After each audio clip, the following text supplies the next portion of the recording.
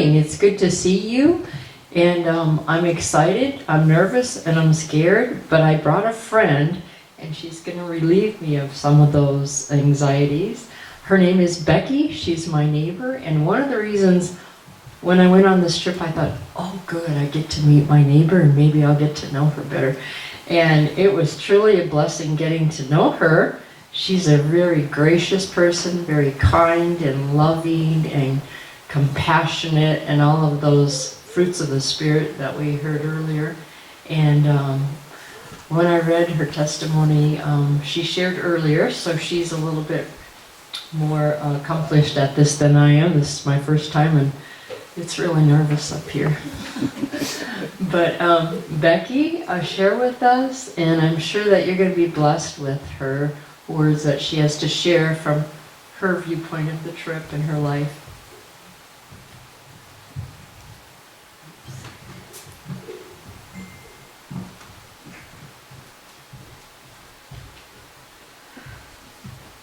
Hi. As you know, I recently took a trip halfway around the world. And going on a mission trip, it changes a person. It allows God to remove all barriers and allow Him to whisper in your ear. It was August of 2019 that I heard about this trip, a mission trip that I had heard calling before. So of course, when I heard about this in last year, a little over a year ago, I acted, I did. Because, but sometimes after I act, I doubt. And in fact, when I told what we were going to be doing, I wailed. You've got to be kidding me. We are remodeling. You see, I've been remodeling my house for about 25 years now. And just a few weeks prior to agreeing to go on this trip, Jeremy and I had finished one of my latest remodeling adventures.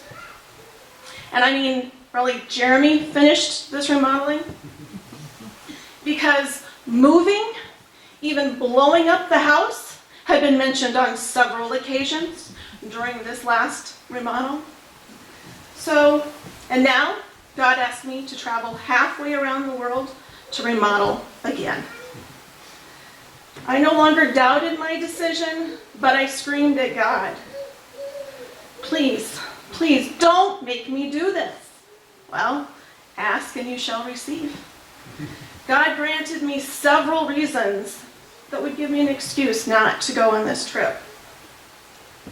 One was scheduled for the day after we flew out. So God allowed me to hear this voice, this loud voice, saying it was okay not to go, but He also allowed me to hear a whisper, saying underneath that loud voice that it was okay to go. It would be okay. So I packed my bags and I traveled with 3 wonderful women from our community and about 9 people from Indiana. And upon our arrival, we were protected, we were served, and we were loved. Throughout the American group, I heard the term celebrity used about us and in our treatment on several occasions. Nevertheless, each night after working, that dread came back to me. Why am I here? I'm not doing anything extraordinary. And after about the 3rd night, I figured that on this trip, I was here to learn. So it wasn't about what I could give them, but more about what they could give me and what I needed. So first I reflected about the trip's motto, see, hear, do. I saw the need, I heard the calling, and I walked the walk. I hung rafters, I scraped concrete walls, every muscle in my body was hurting. I was doing, but that wasn't it. Then I started watching around the compound, and I noticed that something was missing. There was no strife, there was no scorn, and there was no jealousy. They treated us like honored guests. They gave us a place to sleep, and they gave us food to eat. They loved on us. Every time the Bengalis would walk past us on the path, It was like receiving a hug. But this warmth and compassion, it wasn't just for us. It was for everyone that came into the compound, whether it was students, armored guards, congregational members, and even political leaders. It did not matter who you were, it mattered where you were. And it broke my heart to lead this community because they loved on everyone and they showed everyone deep compassion. I wanted to bring that back. Compassion was my lesson. So as I traveled home, I began thinking, do I love? Do I show compassion? A friend must have surgery. That's easy. Compassion. A little girl dies. Compassion. Maybe when the child is in front of me. How about a naughty little boy disrupting a meeting? Maybe not so easy. How about a friend pulling away from me? No, not easy at all. In fact, maybe even a little anger. I had work to do. So let's look at those last two. The little boy disrupting the meeting. The meeting was for many. Remove that child so that the rest of us can enjoy. And the friend pulling away? If she's my friend, shouldn't she be responding to me? Those thoughts are my non-compassionate truths. Only God knew that that little boy had only received a cheese stick for supper because his parents had been held over after work. He was hungry. And only God knew that at that meeting, the parents would meet someone that would offer them a better place to live, a better job, a better life. And as for my friend, only God knew that she was dealing with something deeply personal and none of my business. Only the Absolute knows the absolute truth. He also knows that I do not need to know those truths. My boundaries, my knowledge lie elsewhere. Compassion should not come only when I want to give it. But I wasn't there yet. God took me deeper. God's compassion does not come from obligation or the loudest voice in my head or on the screen, which for me is usually society's expectations of what I should or should not do.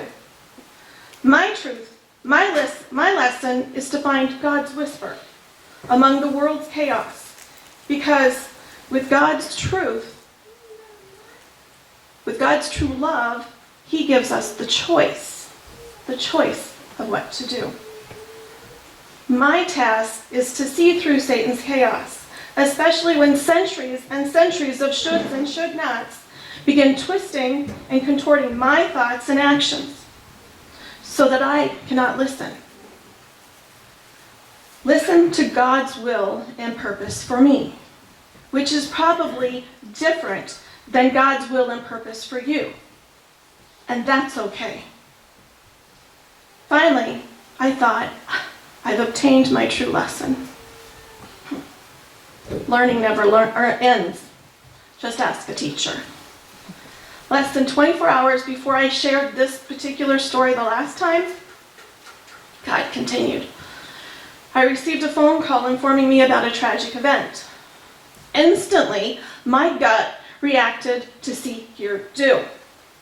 In fact, Jeremy was sitting right beside me and his gut reacted to see, hear, do. But just as fast as my gut seized up, God centered me, showing me that sometimes our greatest love needs to come from God and not us.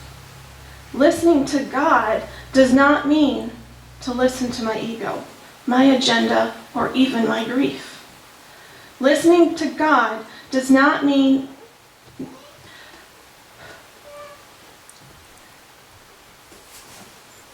He reminds me that I need to quiet myself and enter His space, His warmth for us, so that He can show us what to do.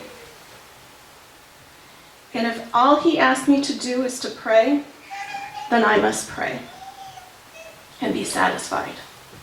It's not about me. It's about what God wants from me for the other person. Pure compassion comes from God. I'm not acting in compassion because my ego or society's expectations demanded it. It's not God's compassion. It's not pure.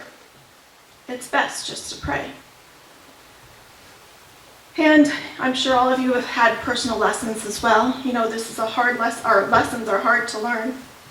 But I sighed in relief, feeling satisfied, maybe even a little holy, which of course, you know, will open up a door, allowing Satan to make his closing arguments on my final decision on what I had learned. You see, the tragic event reminded me of yet another time in my life. And in the middle of the night, before I presented, I cried out, "No, no, no, I still don't have it right. How can I justify my choice of just praying when decades prior I had asked for help and I was told, 'I will pray for you'?" What? What? You will pray for me? What good is that going to do? That's going to see me through. Thanks. Thanks a lot. How can God ask me to only pray when I had been mortified when someone else had offered that for my refuge? How could I believe God only wanted me to pray? Well, thank goodness the defense attorney closes the arguments. It took me over 35 years and a trip to Bangladesh for me to hear God's whisper and allow God to lead me to still waters and give me a drink of His water, His grace. Daughter, I was there. I saw, I heard, I did. I gave you the strength to walk away. God's closing arguments not only allowed me to begin healing, it assured me that my due must come from Him. His plans are larger than mine, and so is His vision. So, may you always hear God's whisper and His choice in your life.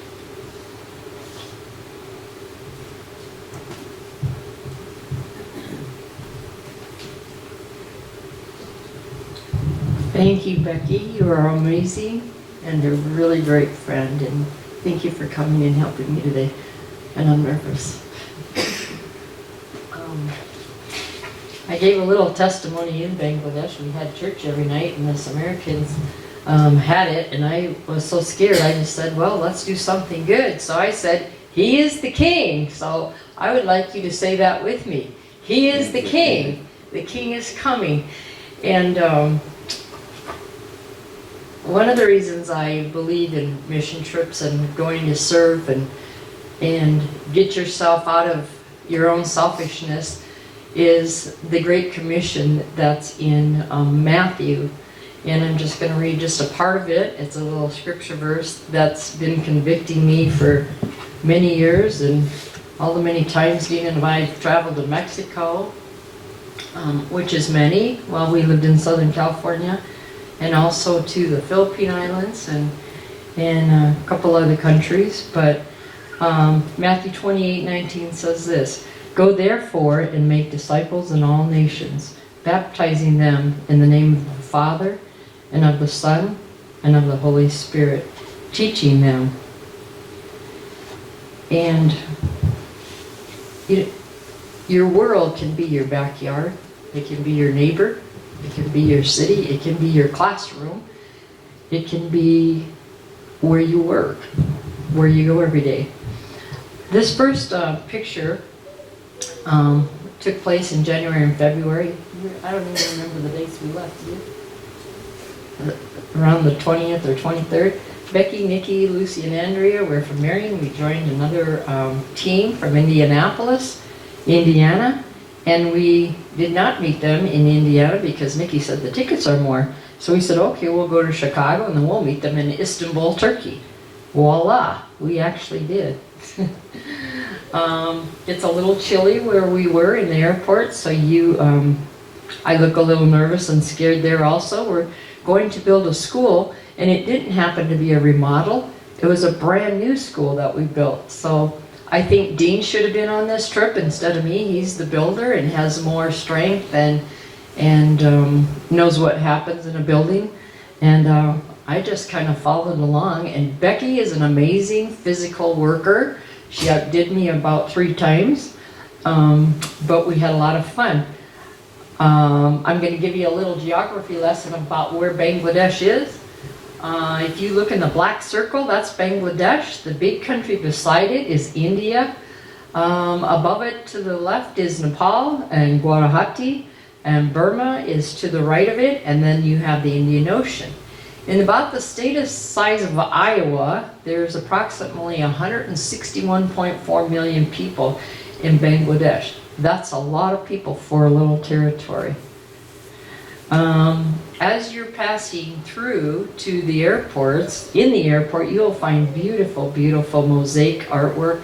I'm really fascinated with art. We saw many art pictures, but those are just 2 of the pictures that we saw of the people working, and you'll see them in the rickshaws.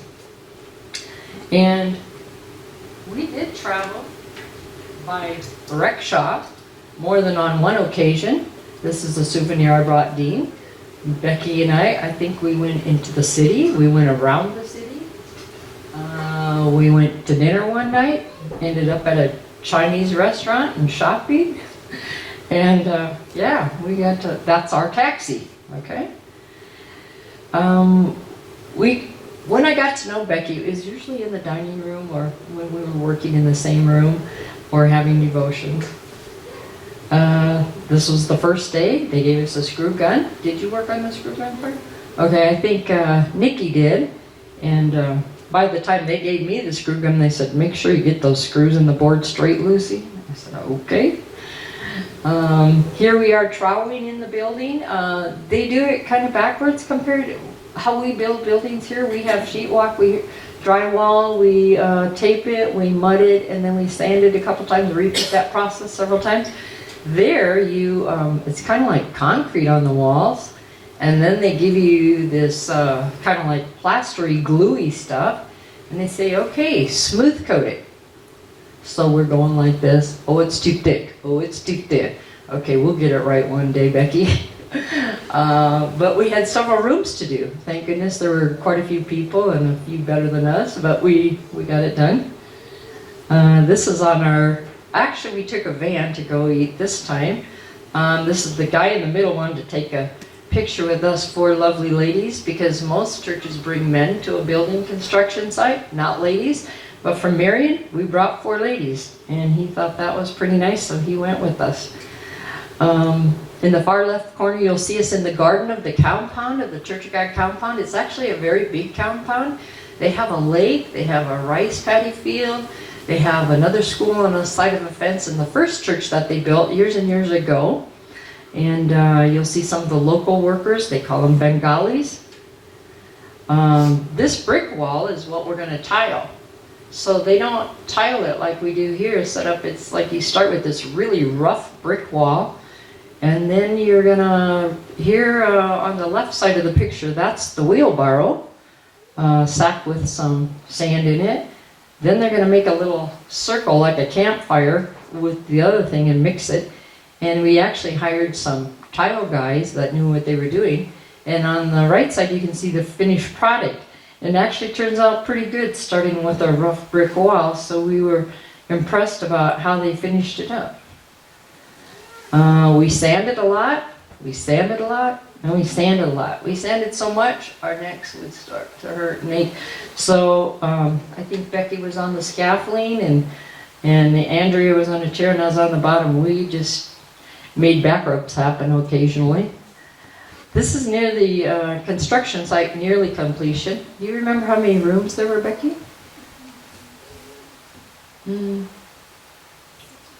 6 or 7? They'll all be classrooms, and then off to the side were the bathrooms. Lucy meets Lucy at Tappan's mother. Tappan in the middle is the local pastor there. He's a third generation conversion to Christian from Muslim family. And the comforting thing about going around the world is it's a small world after all. When I got there, well, actually before we got there, we had a little meeting, and Nikki was explaining in the Church of God after church one day about how this church in Bangladesh got started. And it was by Paula Nova Hutchins. And when she said Paula Nova Hutchins, I was like, what? Paula Nova Hutchins went to our church, in Deed's church, at Glendale Community Church in the early 90s for about maybe 8 or 10 years while he was going to seminary to be a regional director of the Church of God in the Asian and Indian countries. And I remember that they said they had been missionaries and okay, I was busy raising 4 kids, going to school full-time, working full-time, so I didn't really pay attention to what country it was. Here it was in Bangladesh where they started the Church of God and the first school. So I'm like, wow, Paula Nova Hutchins. Okay, this was 50 years ago, back in the 70s. And now I'm going to go see where they started their first mission work. So Tappan was reminding me, he knew them. Prior to 2019, they had a 100-year anniversary of the Church of God in Bangladesh, and Nova Hutchins showed up at the age of 94, 93, I'm not sure. But she said she got her son to take her back to Bangladesh for the 100th year celebration from when the British had come and started the Church of God. So I found that very interesting. Instantly we knew people of the same character and mission-minded people. There's a rickshaw on the left. The guy looks a little perturbed with me, and I think he thinks I should have paid him to take me somewhere, but I really just wanted the picture. And so I'm not sure if he's happy with me or he's on, this is a crazy lady, I'm not sure. But anyway, we saw a lot of beautiful chickens. To the right you'll see a rice field, that's also on the compound. And there's also a lake there that the missionaries bought a long time ago, the Church of God. And they allow the community people, they're very, very, very poor, they allow the community people to come and fish for free so they can have fish for supper or pick rice and when it's time to have rice. Here's a little guy in our church. If you can see in his little hand, he's got a little packet of M&Ms. He was scuffling around. I think Nikki was preaching that night in Bangladesh. And you know, grandmas like me, we put little sweet stuff in our purse for grandkids, and I pulled him out, and he sat and he hung onto those M&Ms all night long, and he wouldn't share with his mom. That's all right. We have some artwork. I happened to get this picture. These are some students. They're on their way home from school. This is the picture I'm going to give to you, Becky. Okay? And so I don't know how I got these in my suitcase, and that totally destroyed them through all these trips. But this is the picture that student made, and I'm going to frame it. Becky said, I never got one. I put in for one. So she's got one now. So anyway, brought you the real deal here. These are some more kids. I love children. The second picture is Lytton Dawes. Lytton happened to call this week on my phone, and I happened to be at Parker High School in a homeroom, and so he got to talk to all the students. It just so happened that I told him, hey, I'm going to be sharing about you on Sunday. And he is a children's church pastor. He's also, I believe, part of a social worker some of the time.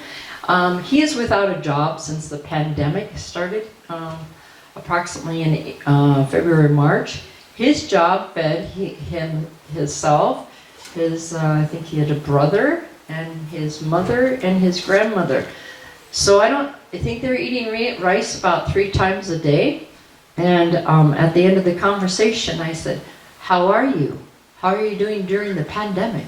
He said, not that good, but pray for us. I said, are you hungry? Do you have food? he said, I'll text you. I said, okay. So he texted me. I will send him some money. He is eating about rice 3 times a day. He doesn't have much food. And for the other 3 members of the family. So for Christmas, we don't give our kids a lot of money anymore or toys. We just buy presents for our grandchildren and give more money to missions. There you see, I believe she was a social worker with her little baby, brought the baby to work. And there's a whole building with a social worker, a medical person, the children's pastor, and do you remember what else was there? Administration offices. So in the top picture, you'll see a little woman with blonde hair or gray hair. Her name is Carla. She's a nurse for over 40 years, retired, and John, her husband, they're from the Indianapolis Church of God in Indiana. And as he retired, he said, okay, what do we do? Where are we going to spend our money? Where are we going to go serve? Great Christian couple. Some of Dean's friends from college know of him. He's an outstanding man. They have a church of about 1,000. So he had, his friend said, why don't we go to Bangladesh? And he said, Bangladesh, are you crazy? And I learned this by eating dinner with John one night. And John said, why in the world would I want to go to one of the poorest countries in the world? By India. And he said, and his friend said, come on, John, just go visit for a week or 2. So finally, John caved after so many, askings of him to go to Bangladesh, and he went. And he fell in love with the culture and the people, and he said, okay. He met Tapan, who is the pastor now. He's 48 years old, been there for 20 years, I believe. Right, Becky? Started when he was very young. He had a lot of conflict with the other Church of God. And just like in America, they split because they couldn't get along, and it was over the music. Should they sing the old traditional songs in Bangladesh, or should they sing the new choruses in Bangladesh with instruments? So they have 2 churches now. They have a younger church, and it's a little bit more free-spirited, free-flowing with musical instruments. And this is the church on the right. Let's see, next one. That we are in. And there's another Church of God that's very old and traditional. And there's also a fence between them. It is very controversial to do that in Bangladesh. There they had given us little bouquets of flowers. There's our team.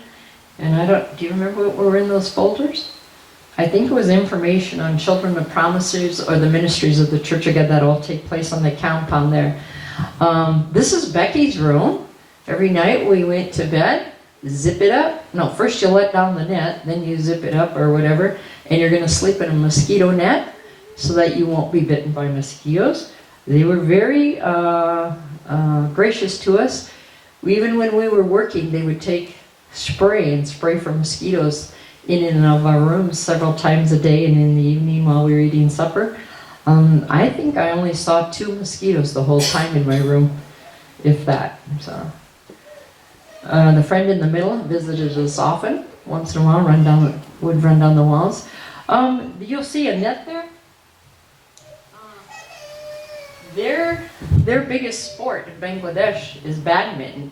Now I bought this, and so did Andrea. Andrea is Wendell Wheeldryer's daughter. She went to college with our twins in USF in Sioux Falls, and she also bought badminton. And I like that because my mom bought a net for us and let us play badminton in our big backyard when I was little. So I thought, Mom, I'm going to take up badminton again. As you can see, I haven't even taken the plastic off yet. Maybe next summer. This is just a trip through our rickshaw. You see wash hanging from tree to tree on a wash line. The guy in the middle, he's an older man. You'll always know when they're Hindu because they dye their beards orange. Do you remember? There's a reason why they do it, but they have mostly Muslim people. They pray 5 times a day, and we hear the music. And then you'll see Hindu people, and some Christian people. Was there one other? But those are the 3 main religions that are taking place in Bangladesh. This is after we're almost done with the building. And there's a dedication stone there that you see at the bottom of the sign, and it says, train up a child in the way he should go. And they named it Crossing International School because it's crossings is the name of the church in Anderson, or not Anderson, but Indianapolis, of Indiana, and they came up with $60,000 to build a school. Tappan had the dream, and he shared it with John. And John helped raise, and the Church of God contributed from Marion, South Dakota, to the school. And so when you take $60,000, I think it's 80 to 1 is the ratio. One of our dollars is about 80 theirs. Is that close? It might be higher. So that's over $500,000 for them and their money. So when you Americans bring $500,000 to a very, very poor country, it kind of draws attention. And it also, the commissioner of Bangladesh is like our President Trump of the United States. Here's school children. You can tell I'm a teacher. I always love the kids. And I was really relieved when they said, you know, the relationship with the people that you make and that you come up with, or you talk to them about God or whatever you can do, that's most important. That's number one. And then working is number two. So I'm like, yes, I can connect with kids. I'm not so good with all the other materials that we had to use. Like Becky said, every muscle in our bodies ached that night. And we slept on very hard beds, like plywood. Yeah. There's another baby. There's us 4 girls in the garden. And then this was the hall where all the administrative offices and the people took place of their work. We have a gal on the left. I don't know what she's carrying there. I think maybe some wash or food. Rekha is a gal in the middle. She has a very sad story. You'll see her wearing my earrings. It happened to be her birthday, and I didn't come with the present because I didn't know about it, and a birthday card, but I gave her those earrings. She was beaten and abused badly, and Tappan met her, ran onto her, and offered her a job helping cook our meals. And so she helped the other 2 ladies. She has a little daughter, 7. He also provided them a room for them to sleep in, and the little girl could go to school. And so, very, very beautiful gal. You can't imagine her story. And there's another man. He was our driver one night. And I have some favorite twins that are back in the nursery, but these would be the next favorite twins in Bangladesh when we were visiting a village church. There's more children, as you see there at the bottom. This is when they dressed us up, and if Becky will come up, we were going to give our testimonies, but here's a picture that they made for us. And they start out these women, you can take that on there for me. They measure you, well, across the front, and they make a little top for you to wear.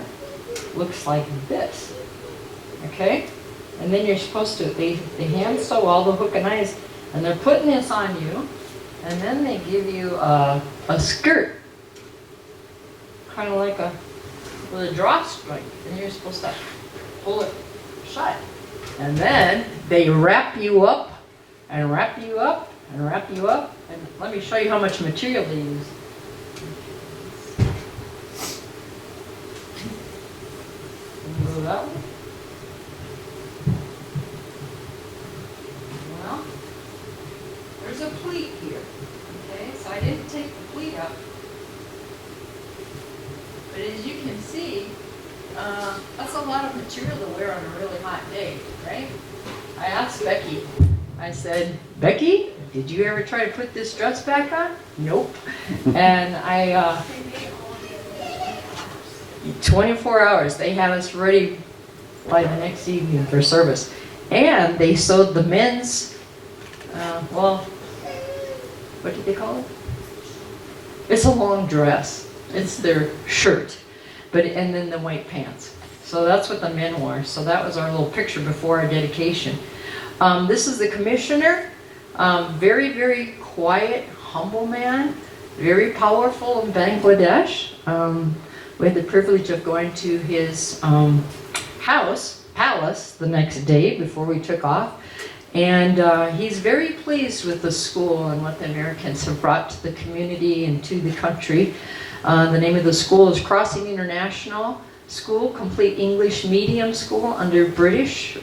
It's run by the Church of God Ministries. And admission applications were now open. They were to open it in June or July, but of course that didn't happen because of the world pandemic.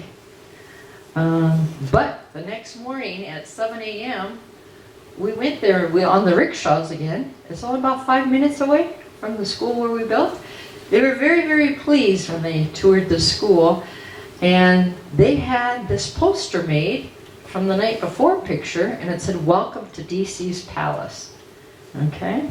This is a little puddle jumper we're going to take back to try to get to Dhaka. Dhaka is the capital of Bangladesh. It's small. This is a very substandard airport. It's very icky. It's hot. It's sweaty. It's a lot of bugs around. And about this time, this is when you want to, whoops. This is when you want to bring your fan and fan yourself because it was bad. But fear not, hope is on the way. We're going to get to Istanbul, Turkey, and I'm just about done here. And we have motels and hotels in the United States. There they have yotels. And Becky goes, yotel, okay. What's about a yotel? In a yotel, you can get a shower, you can buy a bed to rent to sleep, which Becky and I think we're the smartest of the group. We did this. We got a foot rub or a pedicure, we got a shower, and you travel, and then you have like a 12-hour layover. So we had 2 flights, a 12-hour layover, and then some nuttier people, whose names I won't mention in our group, decided to get a passport for Istanbul and tour the city in Turkey. And Becky and I said, nah, we're going to relax. We're going to get a shower and we're going to shop. So we did just that, and that was a great time. This is one of the places we ate. This is on the left. You'll see some Turkish delight. We bought it quite a bit, huh? Did you buy a lot? These are my last 2 boxes. We had bigger boxes, smaller boxes. You can buy about any kind of Turkish delight. When Andrea, Wanda Wildar's daughter, said, "Oh, you're gonna love Turkish delight. You can buy it with nuts in it, and you can buy it." What it appeared to be was a little square, kind of like Jell-O, and then they had it like in powdered sugar, sort of like a sweet thing. And they had different flavors, and so that was really good. And they eat that with their coffee or when you invite you over for tea. Children of Promise at the Church of God. The Church of God does many ministries, and Children of Promise is one. As I text back and forth to Tappan throughout the year, and we keep in touch every couple weeks. This is the Church of God in a village near our compound. And the women in the background, these are young girls that are giving us a dance performance. And they sit on the concrete floor for church every week. And they use this church building during the week for Children of Promise. The children come there after school. They help them with their homework. They can have medical attention. They have a social worker there. And they also feed them, right? They give them a meal. So if you're interested, and God moves in a miracle way in your life, or any way if you want to reach out to any of these poor, starving children, mweb@childrenofpromise.global or hweb@childrenofpromise.global. And there's a phone number for Indiana that Becky, thank you for sharing that with me. And then that concludes my nervous presentation. So I hope that you liked it, and that you learned a little bit about Bangladesh. And when I spent time away from Dean, that's what I was doing in January and February till we arrived back. I have some money I keep in my purse. I never take it out till I remember to pray for the people of Bangladesh. And I hope that you'll have some way or somehow that you can connect with somebody somewhere else outside your household that you'll help and to serve. It could be your mission field.